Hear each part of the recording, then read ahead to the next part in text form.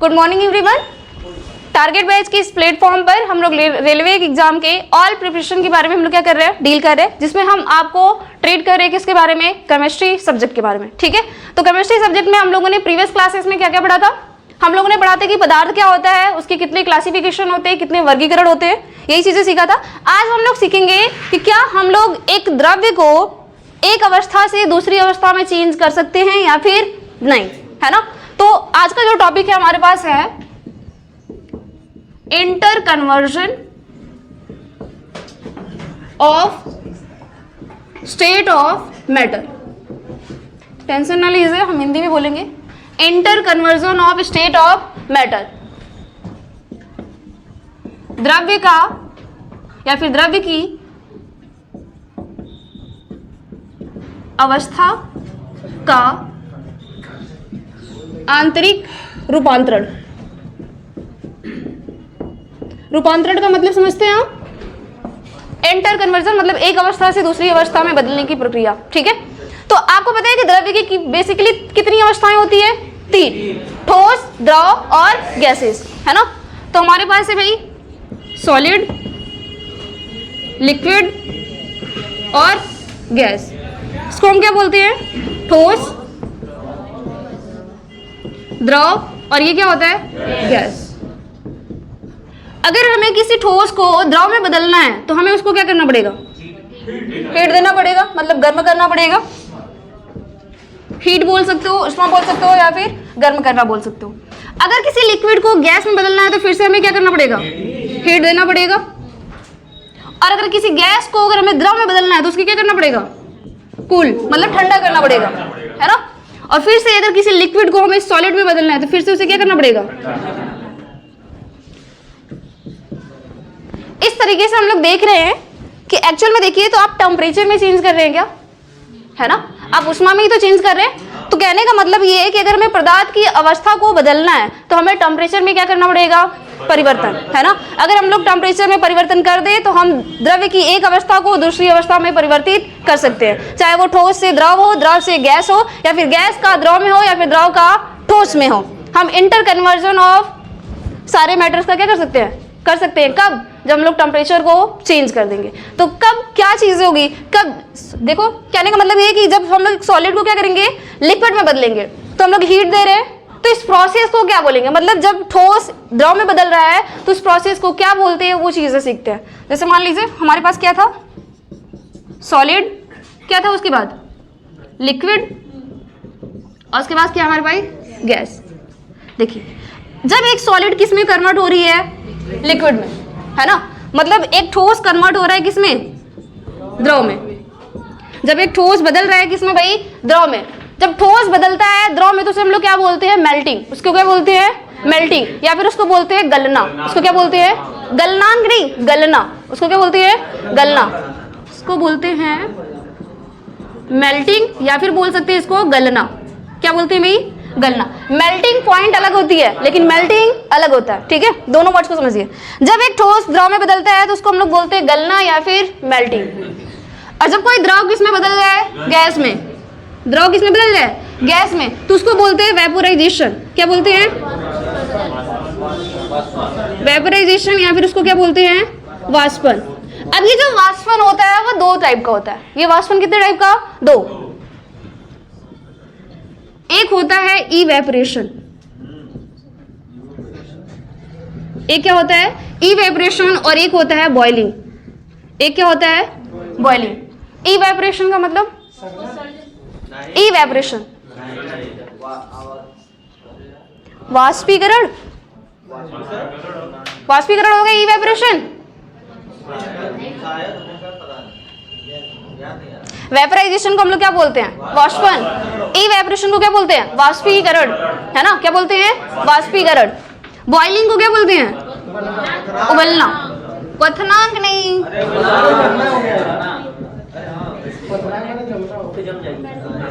और इसको क्या बोलेंगे, बॉइलिंग को क्या बोलेंगे, उबलना या फिर उबालना। ठीक है, देखिए जब ठोस द्रव में बदल रहा है तो उसको बोल रहे हैं गलना, और जब द्रव गैस में बदल रहा है तो उसे हम बोल रहे हैं क्या, वाष्पन। और वाष्पन के दो प्रकार, वाष्पीकरण और उबलना, मतलब इवेपोरेशन और बॉइलिंग, ठीक है। अब देखिए, क्या हम लोग गैस को ठोस में नहीं बदल सकते? बदल सकते हैं। पहले ठोस को किस में बदलते हैं? गैस में। देखिए, जब कोई ठोस किस में बदल जाए? गैस में। जब ठोस किस में बदल जाए भाई? गैस में। तो जब ठोस गैस में बदलती है तो उसको हम लोग क्या बोलते हैं? ऊर्ध्वपातन, जिसको हम लोग बोलते हैं सब्लिमेशन, सब्लिमेशन या फिर ऊर्ध्वपातन।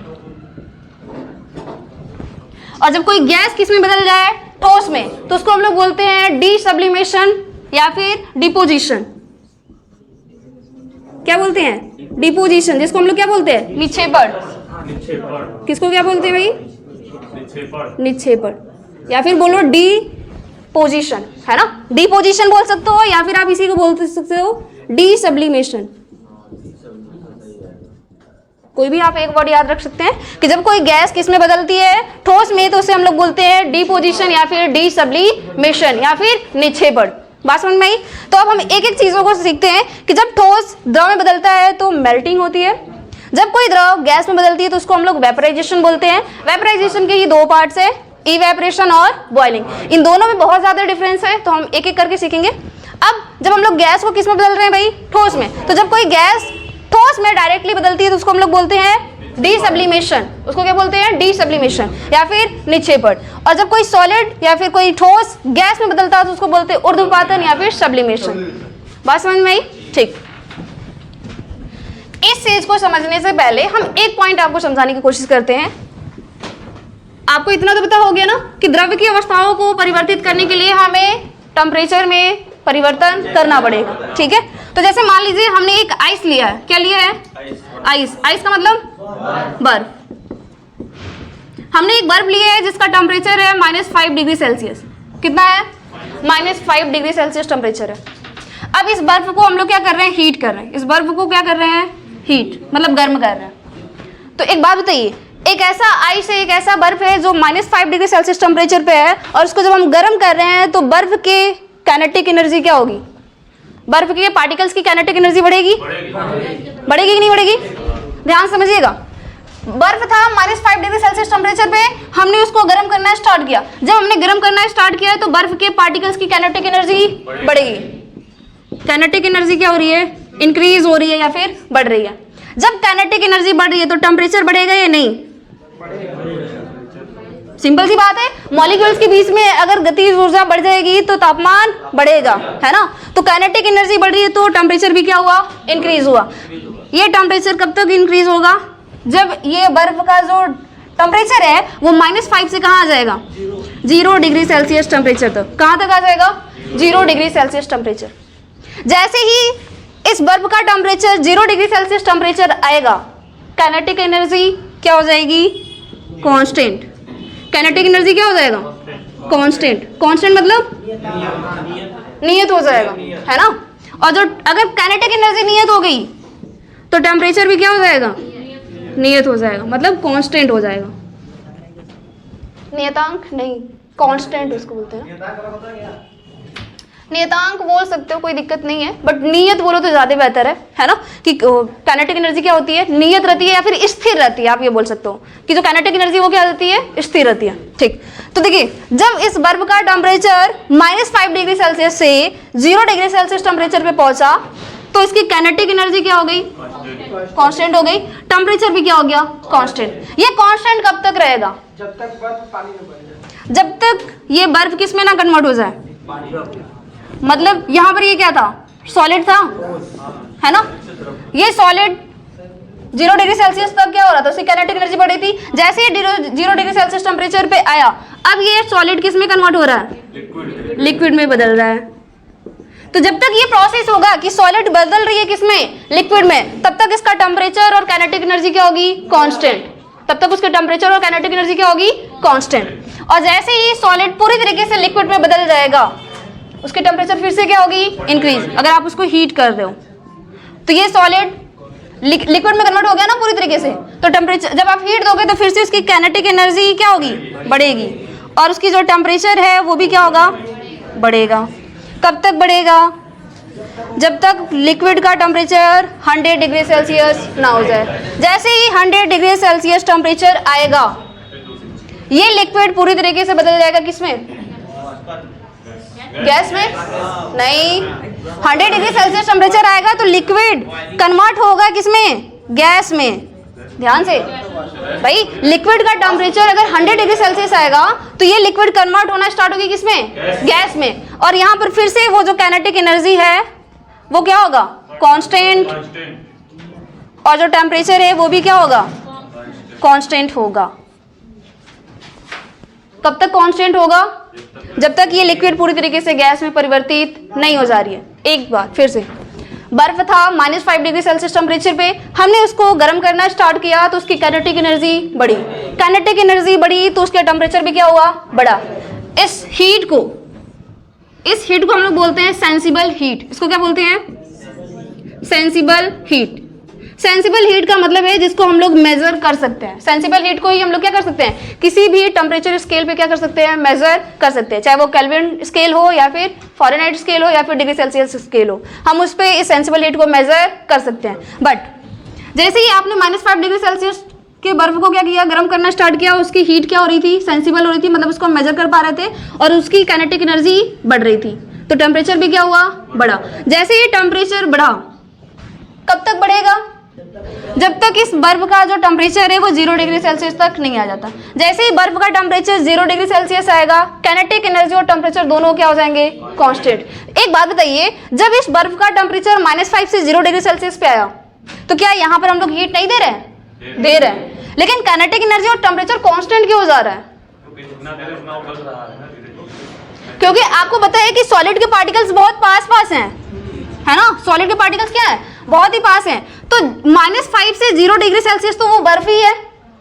-5 से 0 डिग्री सेल्सियस में तो वो बर्फ ही है, लेकिन 0 डिग्री सेल्सियस पे वो सॉलिड से किस में कन्वर्ट होने लग रहा है? लिक्विड में। तो जब ये सॉलिड से लिक्विड में कन्वर्ट होगा तो मतलब सॉलिड के पार्टिकल्स काफी पास हैं। अब लिक्विड में कन्वर्ट होने के लिए दूर जाना पड़ेगा। तो आपको पता है पार्टिकल्स के बीच में फोर्स ऑफ अट्रैक्शन है, तो इस फोर्स ऑफ अट्रैक्शन को ब्रेक करने में उष्मा लगेगा कि नहीं लगेगा?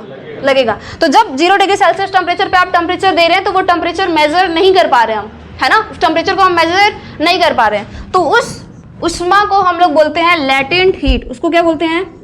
लेटेंट हीट या फिर गुप्त उष्मा। इसी को हम लोग बोलते हैं गुप्त उष्मा। गुप्त उष्मा क्या है? एक ऐसी उष्मा है जिसको हम लोग मेजर नहीं कर सकते हैं, और ये गुप्त उष्मा ही रिस्पॉन्सिबल होती है एक सॉलिड को लिक्विड में बदलने के लिए या फिर एक लिक्विड को गैस में बदलने के लिए। बात समझ में आ रही है? तो जैसे ही हम लोग 0 डिग्री सेल्सियस पर आए, काइनेटिक एनर्जी और टेम्परेचर दोनों क्या हो गया है? कांस्टेंट। दोनों क्या हो गए? कांस्टेंट। कब तक कांस्टेंट होगा? जब तक एक सॉलिड पूरी तरीके से लिक्विड में बदल नहीं जाएगा। जैसे ही सॉलिड पूरी तरीके से लिक्विड में बदल जाएगा, टेम्परेचर फिर से हम लोग देंगे तो उसका टेम्परेचर क्या होगा? बढ़ेगा। मतलब काइनेटिक एनर्जी बढ़ेगी, तो काइनेटिक एनर्जी बढ़ेगी तो टेम्परेचर भी क्या होगा? बढ़ेगा। कब तक बढ़ेगा? जब तक इस लिक्विड का टेम्परेचर कहाँ तक पहुंचेगा? 100 डिग्री सेल्सियस।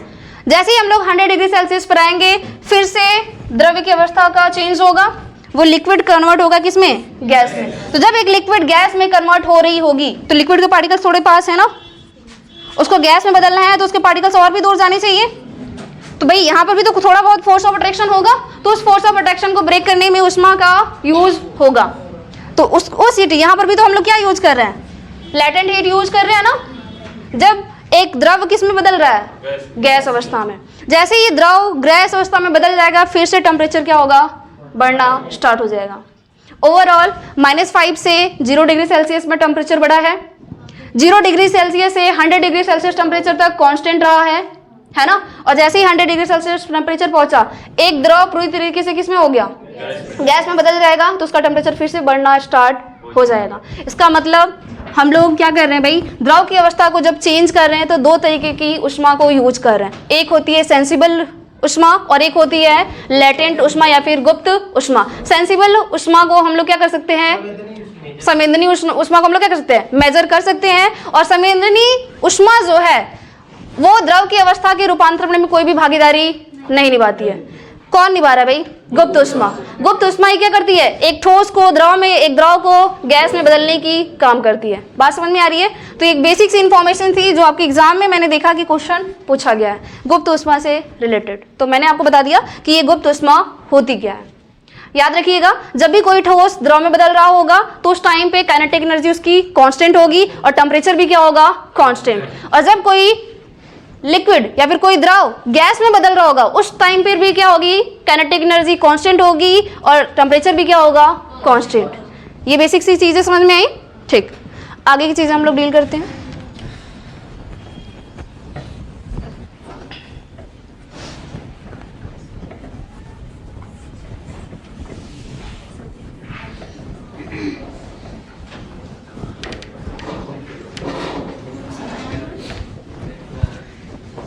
देखिए, अब हम लोग सीखते हैं कि जब कोई ठोस द्रव में बदल रहा है तो उसको हम लोग क्या बोल रहे हैं, मेल्टिंग, है ना। तो एक वर्ड है हमारे पास, क्या भाई, मेल्टिंग। मेल्टिंग को हम लोग क्या बोलते हैं, गलना। उसको क्या बोलते हैं, गलना। ये मेल्टिंग होती क्या है, या फिर हम लोग बात करें किसकी, मेल्टिंग पॉइंट की, जिसको हम लोग क्या बोलते हैं, गलनांक। देखिए ये गलनांक क्या होता है पहले, है ना। मेल्टिंग तो पता है ना, मेल्टिंग क्या होता है, एक ठोस बदल रहा होगा किसमें, द्रव में। एक ठोस जब द्रव में बदलता है उसको हम लोग बोलते हैं गलना। उसको क्या बोलते हैं, गलना। जैसे मान लीजिए फ्रीज में से अगर आप आइस को निकाल, बर्फ को निकाल कर बाहर रख दें तो रूम टेम्परेचर पे वो धीरे धीरे क्या होने लगेगा, गलना स्टार्ट हो जाएगा। मतलब उस बर्फ का क्या हो रहा है, मेल्टिंग हो रही है। उस बर्फ का क्या हो रहा है, मेल्टिंग। ये मेल्टिंग पॉइंट क्या होता है, मेल्टिंग पॉइंट क्या होता है, गलनांक क्या होता है। नहीं, गलना तो उसको बोलते हैं जब ठोस किस में बदल रही है, द्रव में। जब कोई ठोस द्रव में बदलती है तो उसको हम लोग बोलते हैं गलना।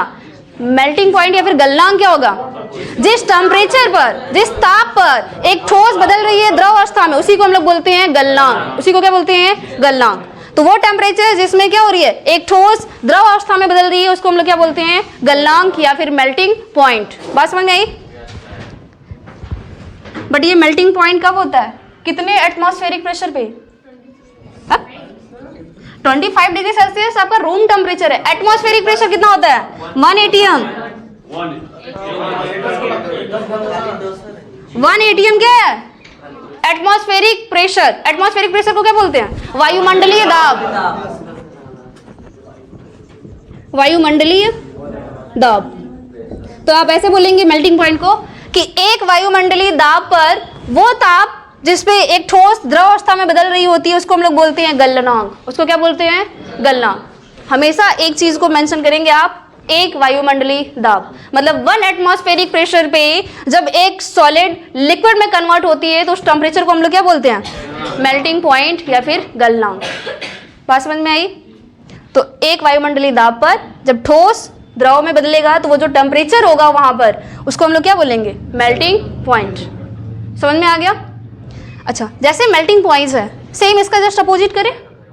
मैंने यहाँ पर तो उसका अपोजिट किया ही नहीं। भाई द्रव को तो भी हम लोग ठोस में बदल सकते हैं कि नहीं बदल सकते हैं। तो जब एक द्रव ठोस में बदल रहा होगा तो उसको क्या बोलेंगे, फ्रीजिंग। उसको क्या बोलेंगे,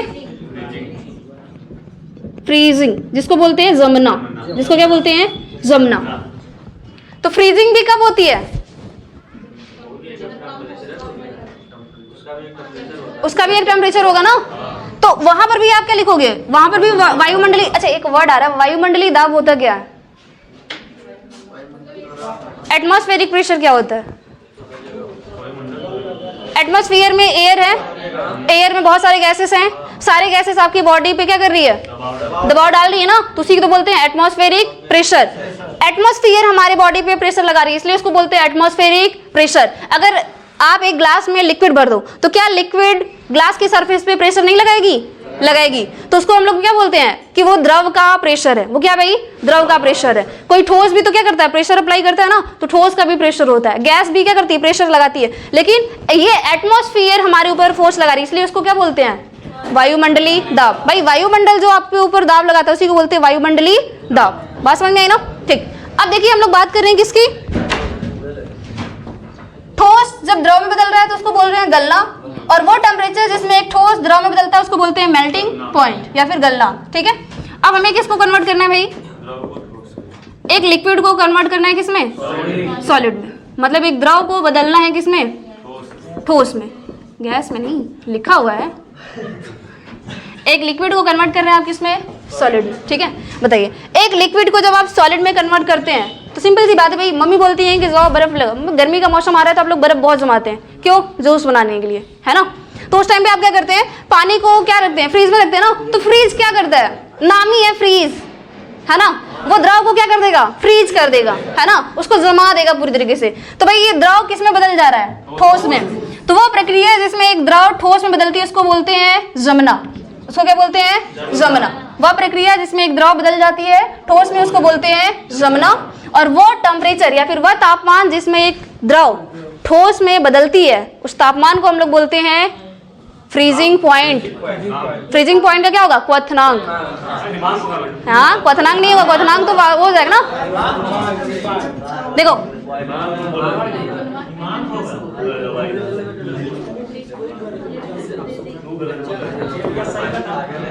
और वो टेम्परेचर है ना, वो टेम्परेचर जिसमें एक द्रव किसमें बदल रहा है, ठोस में। वो टेम्परेचर जिसमें एक द्रव बदल रहा है किसमें, ठोस में, उसको हम लोग क्या बोलते हैं, हिमांक। या फिर इसी को हम लोग बोलते हैं फ्रीजिंग पॉइंट। उसी को क्या बोलते हैं, फ्रीजिंग पॉइंट। बात समझ में आई।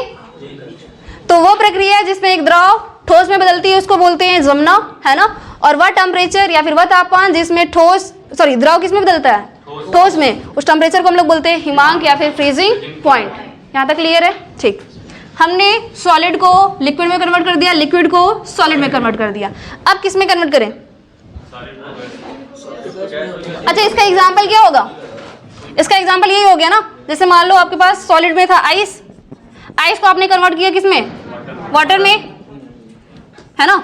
आइस कन्वर्ट हो रही है वाटर में, ये क्या है, मेल्टिंग है या फिर फ्रीजिंग है, मेल्टिंग है। ये क्या है, मेल्टिंग।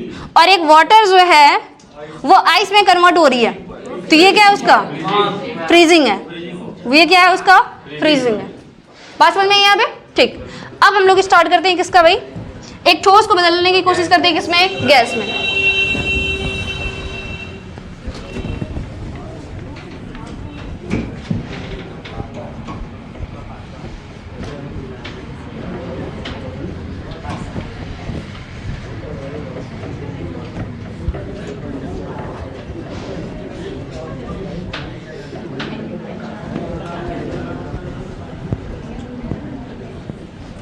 देखिए अब हमें एक ठोस को कन्वर्ट करना है किसमें,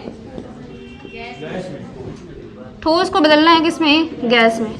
मतलब एक सॉलिड को बदलना है किसमें, गैस में, ठीक है।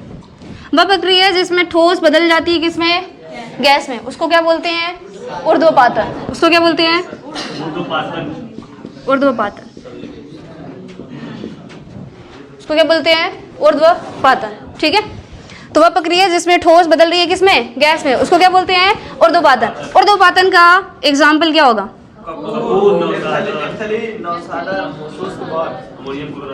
कैम्फर। कैम्फर को हम लोग क्या बोलते हैं, कपूर। और क्या हो गया, नेपथलीन बॉल्स, है ना। नेपथलीन बॉल को क्या बोलते हैं, नेपथलीन बॉल को और कुछ भी बोलते हैं। घर में पहले क्या होता था, कपड़ों को बचाने के लिए हम लोग क्या करते थे, ना आप बताइए। तो पहले मम्मी लोग क्या करती थी, कपड़ों को बचाने के लिए क्या रखती थी, कपड़ों में कारगोली, है ना। देखिए ये जो कारगोली वर्ड है वो एक गांव का लैंग्वेज है, ठीक है, उसको कारगोली, लेकिन साइंटिस्ट के नेम पे उसको क्या बोलते हैं, नेपथलीन बॉल्स। उसको क्या बोलते हैं, नेपथलीन बॉल्स। और कोई एग्जांपल, ड्राई आइस, जिसको हम लोग क्या बोलते हैं, शुष्क बर्फ, है ना। शुष्क बर्फ का फॉर्मूला क्या होता है, सॉलिड आइस क्या होता है, ड्राई आइस क्या होता है,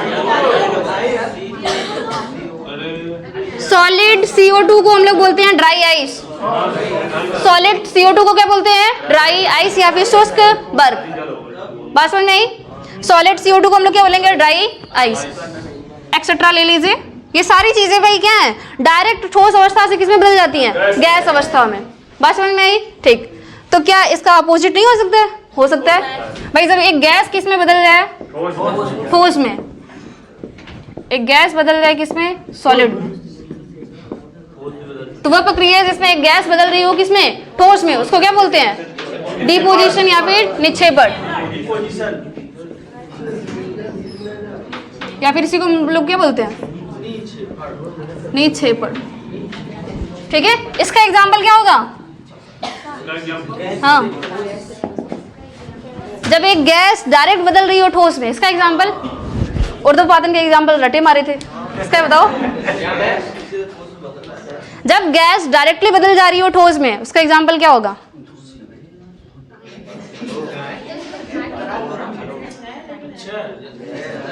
बताइए बताइए। ऊर्ध्वपातन का तो बहुत बोल रहे थे, नेपथलीन, बॉस, कैम्फर, इसका बताओ। आयोडीन का नाम सुना, आयोडीन,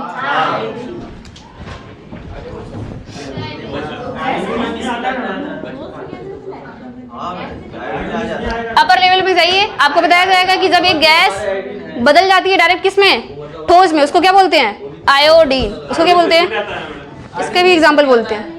एक और चीज, ये जितने एग्जाम्पल बताए हैं जस्ट एग्जाम्पल इसी का भी तो है। आप हमें एक बात बताइए, जब ये डायरेक्ट ठोस से किसमें बदल रहा है, गैस में, तो क्या ये द्रवावस्था में कभी बदलेगा, नहीं ना। तो इस कैम्फर डायरेक्ट अगर गैस में बदल रहा है तो इसके गैस को कलेक्ट करके अगर आप ठंडा करने की कोशिश करोगे तो वो डायरेक्ट किस में जाएगा, ठोस में ही तो जाएगा। तो ये सारे एग्जाम्पल तो फिर से इसी के हुए। हाँ, अच्छा, कपूर को जलाएंगे तो गैस वहाँ निकलेगा कि नहीं निकलेगा, क्या, देखिए जब आप कपूर को जलाएंगे, ठीक है, देखिए जब आप कपूर को जलाएंगे तो उस केस में क्या होगा, वो कपूर सीधे किस में जाएगा, गैसियस में ना। तो भाई गैस को तो कलेक्ट कर सकते हैं कि नहीं कर सकते आप एक बंद जार ले लीजिए, उसी बंद जार में आप उसको जला दीजिए, है ना, बंद जार में करेंगे तो उसका गैस तो उसी में इकट्ठा रहेगा ना। तो उस गैस को अगर आप ठंडा करेंगे तो वो डायरेक्ट किस में बदलेगा, ठोस अवस्था में। भाई आप सीधे देखिए कि ये सारे ऐसे एग्जाम्पल हैं जो ठोस से किस में बदल रहे हैं, गैस में। तो इन सारे गैस को अगर हम ठंडा करेंगे तो ये डायरेक्ट किस में बदलेगा, ठोस में। तो यही सारे एग्जाम्पल तो इसके हैं, निक्षेपण के। बात समझ में आ रही है आप लोगों को? देखिए, तो हमने क्या किया, एक ठोस को बदला किसमें, गैस में।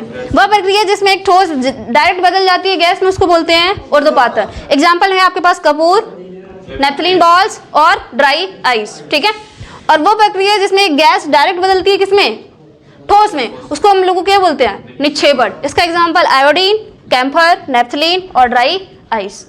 यहाँ तक क्लियर है? ठीक। और एक और प्रक्रिया हमारे पास बच रही है कि हम लोग द्रव को बदल रहे किसमें, गैस में।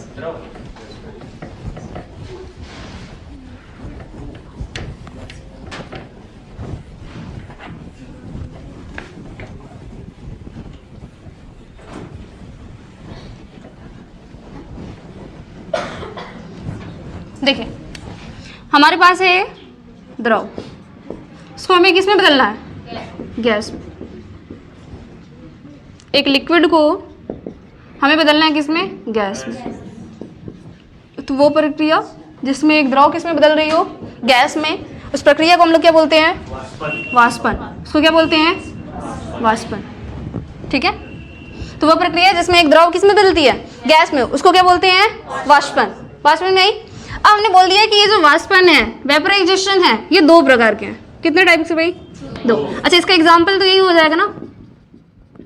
एग्जाम्पल में क्या होगा कि वही जो पानी थी, वाटर है ना, वाटर को आप किस में बदल दिया, गैस में या फिर वेपर्स में, है ना। तो जो वाटर है वो बदल जा रहा है किसमें, गैस में। तो ये एग्जाम्पल हो जाएगा वाष्पन का, है ना। और भी चीजें आप ले सकते हो।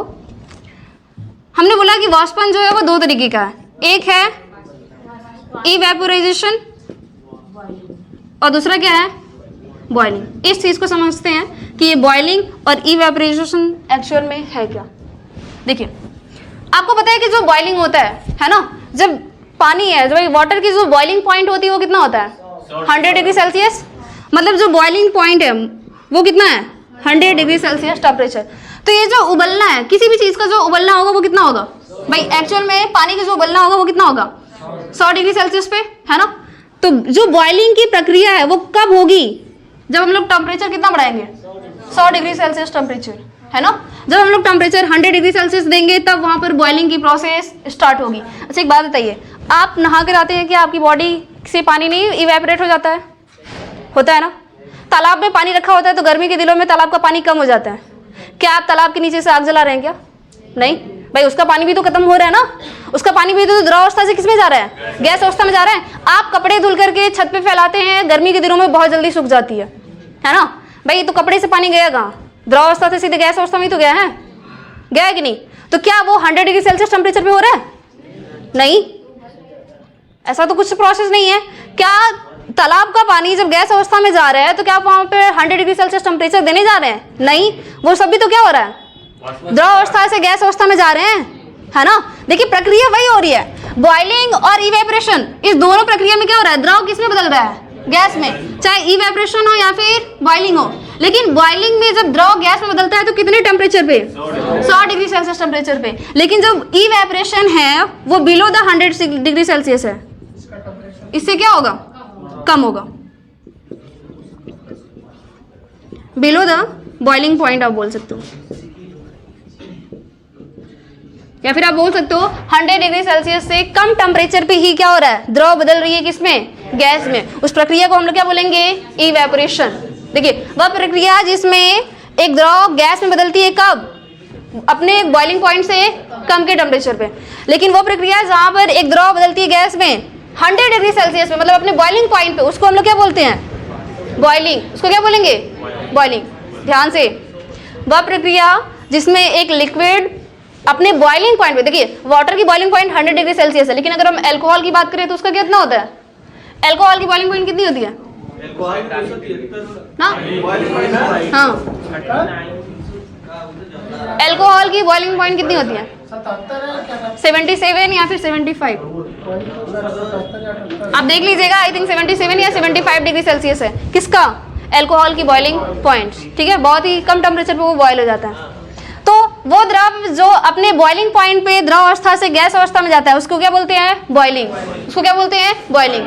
और वह द्रव या फिर वो लिक्विड जो द्रव अवस्था से गैस अवस्था में जाता है लेकिन अपने बॉइलिंग पॉइंट से कम टेम्परेचर पे, उसको क्या बोलते हैं? इवेपोरेशन। उसको क्या बोलते हैं?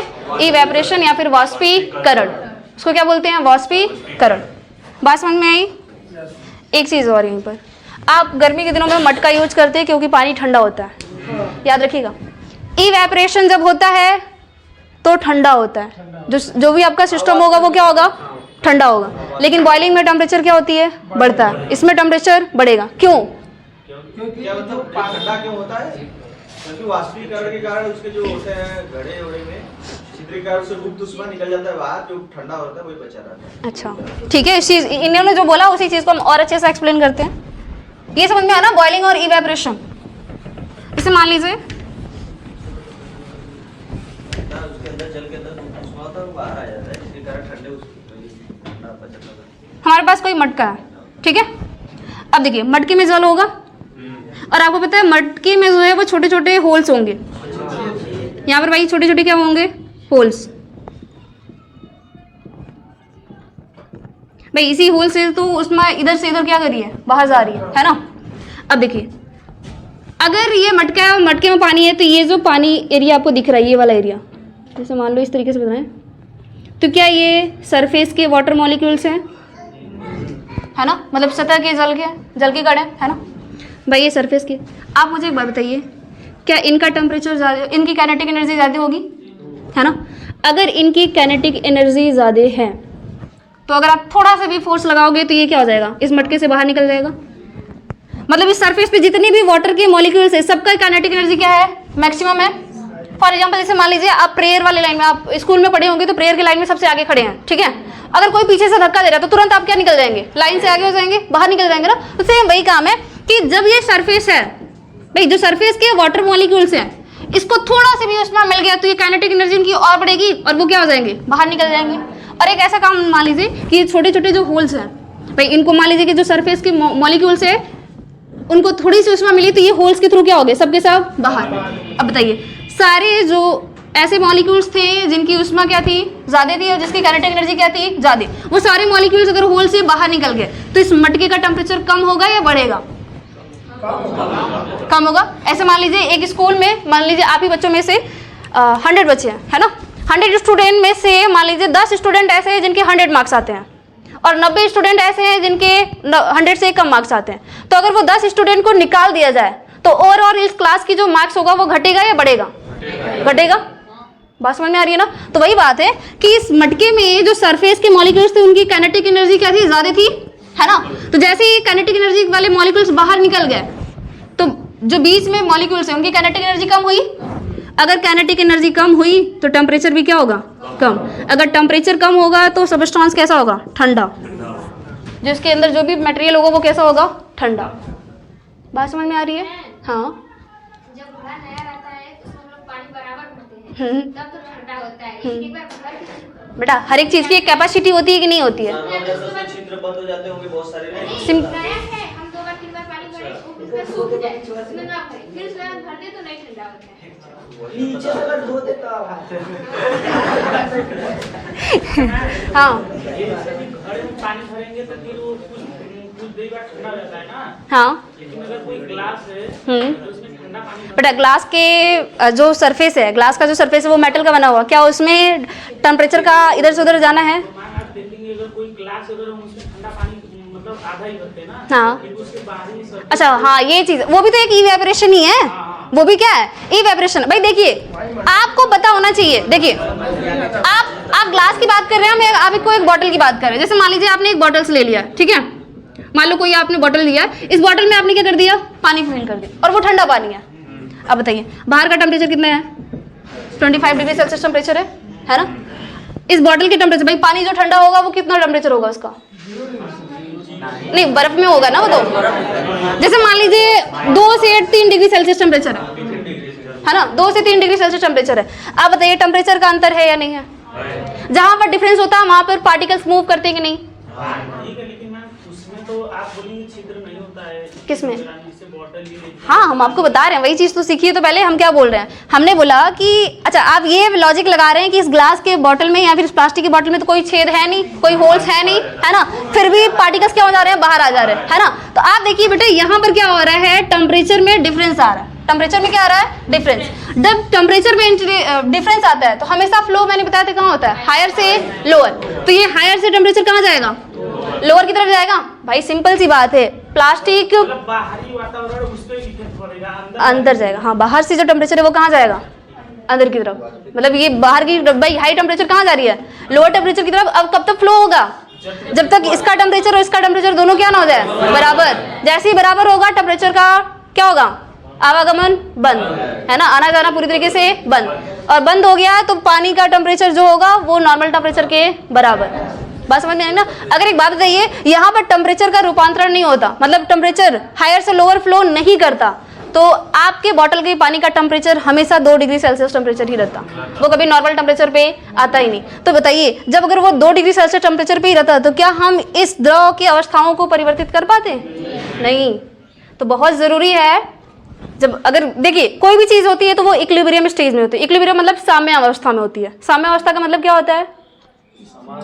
समान अवस्था में, है ना? अगर कोई हाई हो रहा है तो वो लो में जाएगा, है ना? अगर वो हाई है तो वो मतलब जैसे मान लो कि कोई कंटेनर है ना? 2 सिस्टम है और यहाँ पर मान लो कि यहाँ पर पानी यहाँ तक फिल है और इसमें यहाँ तक पानी फिल है, और इस दोनों को हमने इस दोनों कंटेनर को किसी चीज़ से क्या कर दिया? मिक्स ऐड कर दिया।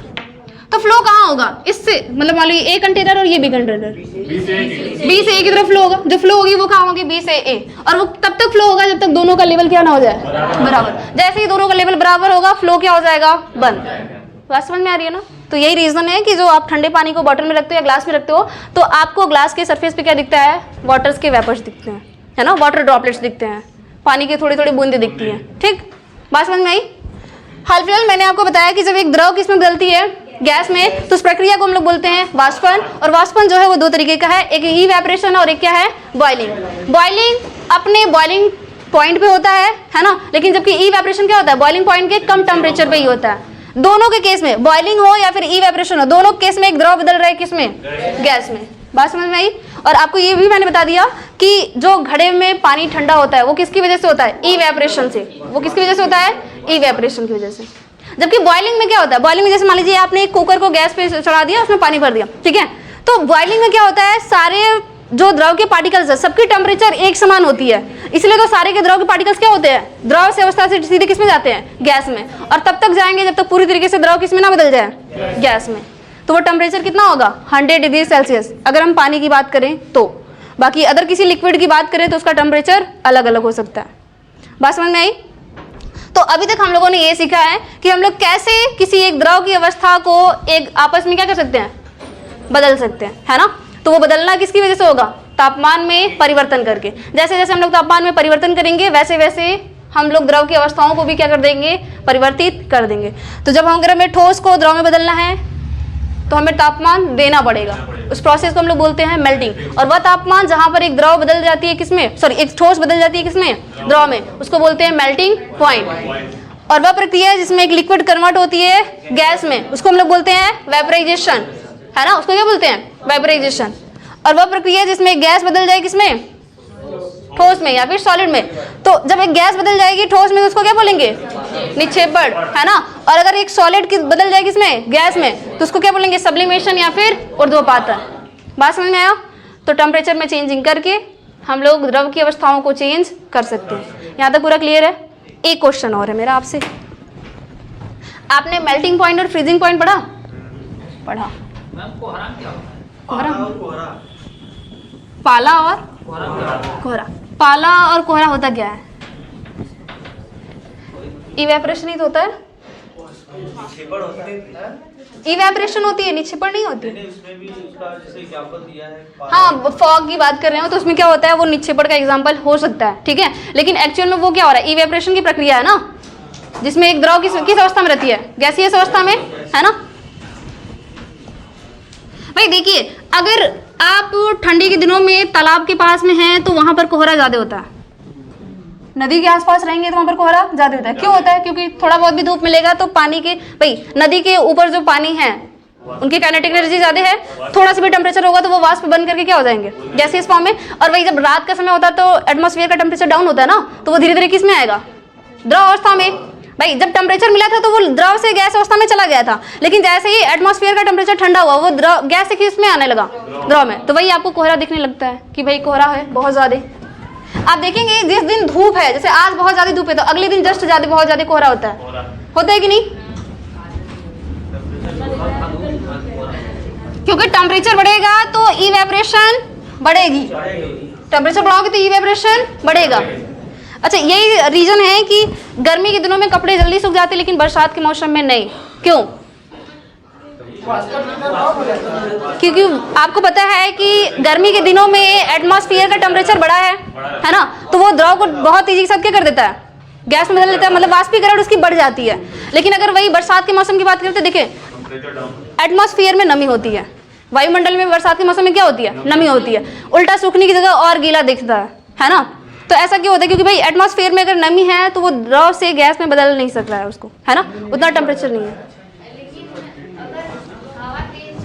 हाँ, उस साइड में भी होगा। देखिए हवा तेज चल रही है, पार्टिकल सरफेस पे, जैसे मान लो यही है, ये इसको हमने भिगो के लाया, ठीक है। अगर इसको खड़े रख के ऐसे रख दिए तो ये जल्दी नहीं सूखेगा, इसको झटक दे ऐसे तो ये क्या करने लगेगा, भाई इसके पानी के भाई इसके सरफेस पे जो वाटर ड्रॉपलेट्स है वो नीचे जाएगा कि नहीं। भाई आप पंखा चला दो, पंखे के आगे कपड़े रख दो उसकी और तेजी से, भाई तो कहने का मतलब है जब आप पंखा चला रहे हो या फिर हवा की स्पीड बढ़ा रहे हो, तो जब हवा चल रही है तो एक्चुअल में सरफेस के मॉलिक्यूल्स क्या हो रहे हैं, बाहर जा रहे हैं ना। अब सरफेस के मॉलिक्यूल्स जैसे बाहर जाएंगे आपका कपड़ा उतना ही सूखता जाएगा। तो यहाँ पर नमी होती है ना, किस में नमी होती है? वायु में। बरसात के मौसम की बात कर रहे हो? कभी भी कभी भी? वायु में अच्छा, वायु में नमी होती है। गर्मी के दिनों में जो हवा चलती है वो गरम गरम लगता है या नहीं लगता है? तो कैसे बोल दिए कि उसमें नमी है? खुद सोचो, गर्मी के दिनों में जो हवा चलती है उसको बोलते हैं लू लग रहा है भाई। क्यों गर्म लग रहा है? क्योंकि एटमॉस्फेयर का टेम्परेचर ज्यादा है, तो हवा जा रही है तो उसका भी टेम्परेचर बढ़ रहा है। तो गर्मी के दिनों में देखो तो हवा की टेम्परेचर ज्यादा है, तो ये कपड़े को सुखाने में और हेल्प कर रहा है। बस हाँ, वाष्पीकरण के माध्यम से क्या हो रही है, कपड़े सूख रहे हैं। डाउट है तो पूछिए, हम आपके डाउट को ही सॉल्व करने के लिए इधर बैठे हैं, बताइए।